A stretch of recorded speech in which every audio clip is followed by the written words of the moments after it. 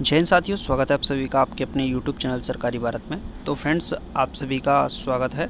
और अगर आप लोग रेलवे की तैयारी कर रहे हैं, रेलवे में आप NTPC, ग्रुप डी, ALP की तैयारी कर रहे हैं या फिर RRB JEE की तैयारी कर रहे हैं, कहने का मतलब ये है कि रेलवे के किसी भी एग्ज़ाम की तैयारी कर रहे हैं तो सबसे पहले आप लोग चैनल को सब्सक्राइब करिएगा, क्योंकि फिर आपको नोटिफिकेशन तभी मिल पाएगा।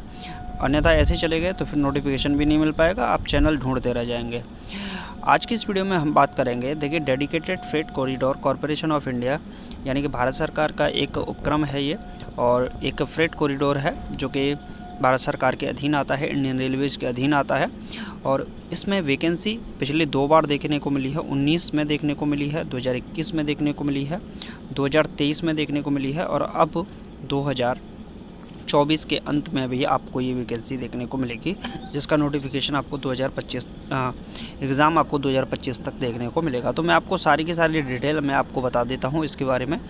पिछली बार जब ये 2023 का नोटिफिकेशन आया था, इसमें लगभग DFCCIL में मैकेनिकल की, इंजीनियरिंग की, ऑपरेशन एंड BD की, एग्जीक्यूटिव की, कई सारी पोस्ट पर यहाँ पर वैकेंसी देखने को मिली थी। इस प्रकार अब भी इस बार भी आपको नोटिफिकेशन में ये देखने को मिलेगी। तो ये वैकेंसी कब देखने को मिलेगी, वो सारी की सारी बातें इस वीडियो के अंदर डिस्कस करते हैं।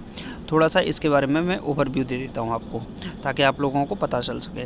देखिए, जब वैकेंसी निकली थी तो यहाँ पर सबसे पहली पोस्ट थी एग्जीक्यूटिव, और सैलरी स्ट्रक्चर ऊपर दे रखा है 30,000 से 1,20,000, और EO लेवल IDA पे स्केल है। यहाँ पर एग्जीक्यूटिव की लगभग 50 पोस्ट पर ये वैकेंसी आई थी, जिसमें जनरल की 24 इस तरीके से थी।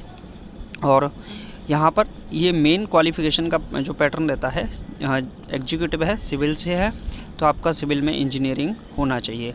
बाकी कम से कम आपका जो ग्रेजुएशन डिग्री है, चाहे आप इंजीनियरिंग की है, उसमें कम से कम 60% तो होने चाहिए, 60% से कम नहीं चलेगा। मेडिकल स्टैंडर्ड में A3 जो I3 होना चाहिए।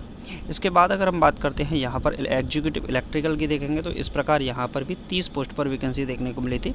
यहाँ भी 60% से कम मार्क्स आपके नहीं होने चाहिए। Executive operation and business development, इसमें सिर्फ ग्रेजुएशन होनी चाहिए, कोई फ़र्क नहीं पड़ता आपने किस स्ट्रीम से की है, लेकिन 60% से कम मार्क्स आपके नहीं होने चाहिए। इसमें काफ़ी अच्छी वैकेंसी देखने को मिलती है, और बहुत सारे स्टूडेंट, ज़्यादातर कैंडिडेट इसी में फॉर्म अप्लाई करते हुए देखे जाते हैं। इसके बाद यहाँ पर एग्जीक्यूटिव फाइनेंस की बात करें तो इसमें भी 14 पोस्ट पर वैकेंसी थी। 60% से कम यहाँ पर भी आपकी कॉमर्स की जो डिग्री है, बैचलर्स डिग्री है, उसमें कम नहीं होनी चाहिए। एग्जीक्यूटिव ह्यूमन रिसोर्स में यहाँ भी 60% से कम मार्क्स आपके ग्रेजुएशन में नहीं होने चाहिए, आपने BMS किया हो, और यहाँ पर 19 पदों पर ये वैकेंसी देखने को मिली थी। इसके बाद यहाँ बात करते हैं एग्जीक्यूटिव इंफॉर्मेशन टेक्नोलॉजी में 6 पदों पर वैकेंसी थी, और ये पूरा का पूरा स्ट्रक्चर आप लोग देख सकते हैं। यहाँ भी 60% से मार्क्स आपके कम नहीं होने चाहिए। बाकी जो अदर पोस्ट हैं, जैसे जूनियर एग्जीक्यूटिव इलेक्ट्रिकल के लिए निकलती है, junior executive signal and telecommunication के लिए निकलती है, काफ़ी अच्छे पदों पर यहाँ भर्ती निकलती है। तो इसमें भी आपके मिनिमम मार्क्स 60% से कम नहीं होने चाहिए। इसके बाद जो वैकेंसी देखने को मिलती है जूनियर एग्जीक्यूटिव मैकेनिकल की, और एक वैकेंसी सिर्फ और सिर्फ देखने को मिलती है जूनियर एग्जीक्यूटिव की, जहां पर सिर्फ और सिर्फ ग्रेजुएशन ही मांगी जाती है। वो इस बार के नोटिफिकेशन में नहीं थी, इससे पहले के नोटिफिकेशनों में वो वैकेंसी देखने को मिली थी। तो ये मैंने आपको क्वालिफ़िकेशन बता दी, आप लोग क्वालिफ़िकेशन पढ़ भी लीजिएगा, किस में कितने पद आते हैं, मेडिकल स्टैंडर्ड क्या है, वो भी आप लोग सब देख सकते हैं यहाँ पर। इसके बाद बात करते हैं एज लिमिट इसमें क्या रहती है। देखिए, मैं सारी की सारी डिटेल बताऊंगा आपको, कब इसके फॉर्म आएंगे, कब से आप अपना फॉर्म फिलअप कर पाएंगे।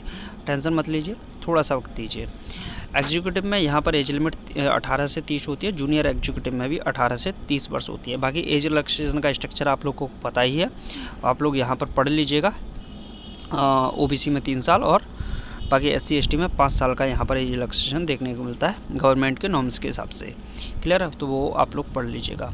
जैसे गवर्नमेंट एम्प्लॉयज़ हैं तो उनके लिए यहाँ पर थोड़ा सा बेनिफिट मिलता है। नो ऑब्जेक्शन सर्टिफिकेट उनके लिए है, चूँकि गवर्नमेंट एम्प्लॉई हैं, उनको नो ऑब्जेक्शन सर्टिफिकेट लगाना होता है।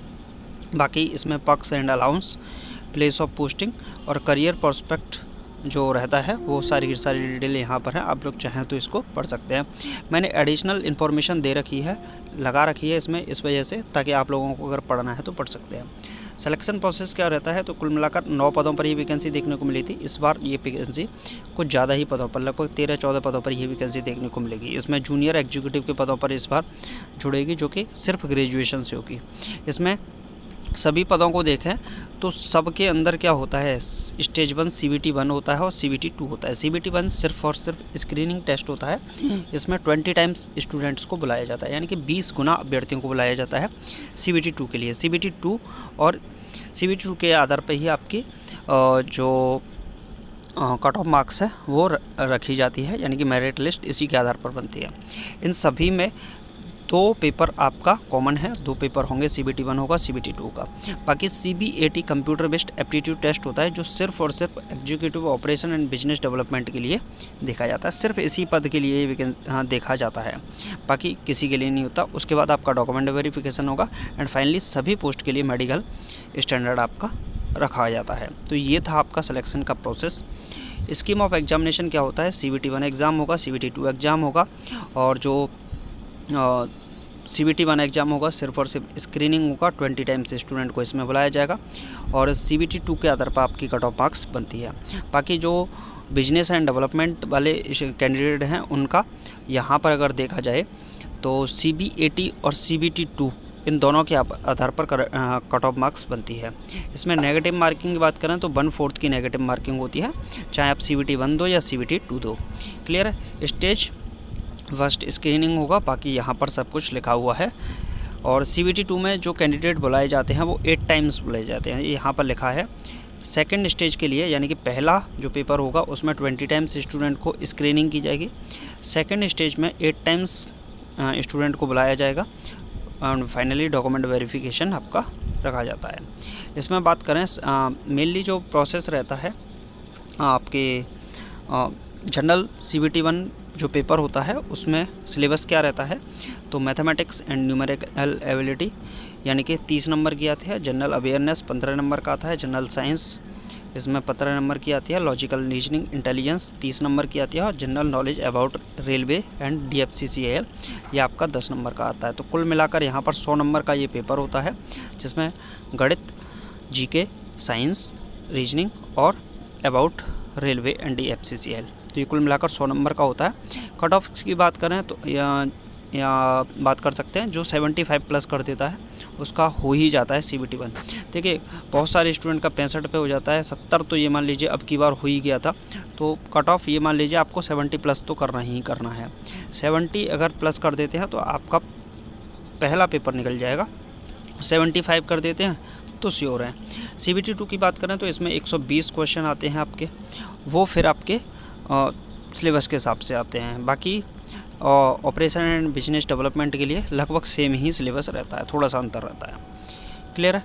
यहाँ पर बात करते हैं तो एप्लीकेशन फ़ीस कितनी होती है, इसमें 1000 रुपये आपकी फ़ीस रखी जाती है, यानी कि 1000 रुपये आपको फ़ीस देनी होती है। क्लियर है। एग्जीक्यूटिव जूनियर एग्जीक्यूटिव के लिए। इसके बाद अगर हम देखें तो ये थी डिटेल। अब मैं आपको बताता हूँ कि ये फॉर्म आएंगे कब। मेरे भाई अभी तक हमने इसकी कंप्लीट डिटेल देख ली कि इसमें क्या होता है, कितनी पोस्ट पर वैकेंसी आती है, क्या सिलेक्शन प्रोसेस है, क्या स्कीम है। मेरे भाई पिछली बार हमने 2019 में ये वैकेंसी देखी थी, 21 में वैकेंसी देखी और 23 में देखी। 23 वाली जो वैकेंसी थी उसका स्कोर कार्ड भी जारी हो गया, कैंडिडेट पहुँच भी चुके हैं, उनकी ज्वाइनिंग भी हो चुकी है। तो ये तो बात पक्की है कि जो 23 से लेके मतलब अब ये 23 में आई होगी, तो 23 की स्टार्टिंग में जब ये वैकेंसी आई थी तो 1 साल का गैप तो यही हो गया, 1 साल का पहले का गैप, तो 2 साल में यहाँ पर पोस्ट तो खाली हुई होंगी। तो ये जो वैकेंसी है आपको नवंबर के मंथ में देखने को मिल सकती है। देखिए 99% श्योरिटी है कि हाँ ये वैकेंसी देखने को मिलेगी, क्योंकि हर 2 साल 1.5 साल के गैप पे ये वैकेंसी देखने को मिल रही है। लगभग 15 से 16 महीने बाद ये वैकेंसी देखने को मिल जाती है। तो 15-16 महीने इसके जब ऑनलाइन फॉर्म 2023 में आया था उसके हिसाब से देखा जाए तो बन रहे हैं। तो ये वैकेंसी आप लोग मान लीजिए नवंबर के आसपास देखने को मिलेगी, नवंबर के फर्स्ट वीक में या फिर अक्टूबर के मिड तक देखने को मिल सकती है। तो कहने का मतलब ये है कि 2 से ढाई महीने अभी हैं भाई। अगस्त चल रहा है, सितंबर, अक्टूबर, तो 2 महीने भी मान लें तो हम नवंबर मान सकते हैं। नवंबर में ये आपको वैकेंसी देखने को मिलेगी। तो इसका जो CBT 1 है वो आपका फरवरी के करीब देखने को मिलेगा, CBT 2 फिर वो आप मार्च अप्रैल मई के करीब आप लोग CVT 2 मान सकते हैं इसका। उसके बाद ये वैकेंसी आपको इस तरीके से देखने को मिलेगी। तो ये श्योरिटी एक तरीके से बनती हुई दिख रही है जो प्रीवियस ईयर में हुआ है उसके आधार पर। तो कहने का मतलब ये है कि आपकी ये वैकेंसी नवंबर के महीने में देखने को आपको मिलने वाली है, यही मान लीजिए। अब मान लीजिए अक्टूबर में नहीं मिलती तो नवंबर में ना ही मिले, कोई भी चांस हो तो दिसंबर में तो बनते ही बनते हैं चांसेस के आने के। और देखिए वैकेंसी आ ही जाती है, लेकिन आपकी तैयारी आपके हिसाब से होनी चाहिए। तो आप लोग तैयारी अभी से शुरू कर दीजिएगा। थोड़ा बहुत DFCCL के बारे में पढ़िए, थोड़ा बहुत इंडियन रेलवे के बारे में पढ़िए। आपकी साइंस है, मैथ है, इनको आप लोग पहले से तैयार करके रखिए, ठीक है। बहुत सारे स्टूडेंट इसमें फॉर्म फिलअप नहीं करते, कट ऑफ मार्क्स भी इतना हाई नहीं रहता है, उतना ही कट ऑफ रहता है जितना रहना चाहिए एक नॉर्मली एग्ज़ाम के हिसाब से। क्लियर है? तो आप लोग ये तैयार हो जाइए। और रेलवे की तैयारी के लिए हम लोग यहाँ पर हैं, आपको टेस्ट सीरीज वगैरह सब कुछ यहाँ पर फ्री में प्रोवाइड करवाते हैं। टेंशन की कोई आवश्यकता नहीं है। साइंस भी पढ़ाई जाती है, मैथ भी पढ़ाया जाता है, तो सब कुछ यहाँ पर देखने को मिल जाएगा। बाकी फिर मिलते हैं नेक्स्ट वीडियो में। Thank you for watching this video. जय हिंद, जय भारत।